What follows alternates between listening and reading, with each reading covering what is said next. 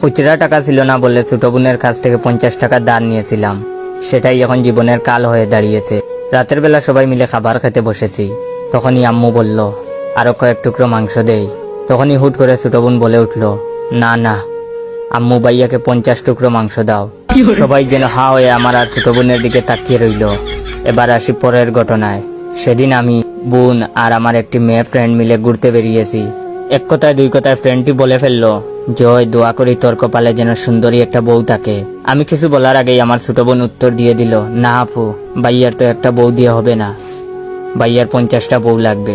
আমি কিছু না বলে মুখ কালো করে শুধু ওদের সঙ্গে হাঁটতে লাগলাম। সেদিন আমার ছোট বোনের স্কুলে গিয়েছি ওর এক্সাম ফি দেওয়ার জন্য। যথারীতি হেড স্যারের রুমে গিয়ে জানা সত্ত্বেও জিজ্ঞেস করলাম, স্যার কত টাকা দিতে হবে? স্যার কিছু বলার আগেই ছোট বোন বলে উঠলো, ভাইয়া 50 টাকা দিলেই সুদ হয়ে যাবে, তুমি 50 টাকা দিয়ে দাও। বাইরে ভাই, মাত্র 50 টাকার দান নেওয়ার জন্য এই শাস্তি। এখন যেন 50 শুনতে শুনতে নিজেকে 50 বছরের বুড়া যুবক মনে হয়। আপনারা ভাবতে পারেন 50 টাকা দিয়ে দিলেই তো ঝামেলা মিটে যায়।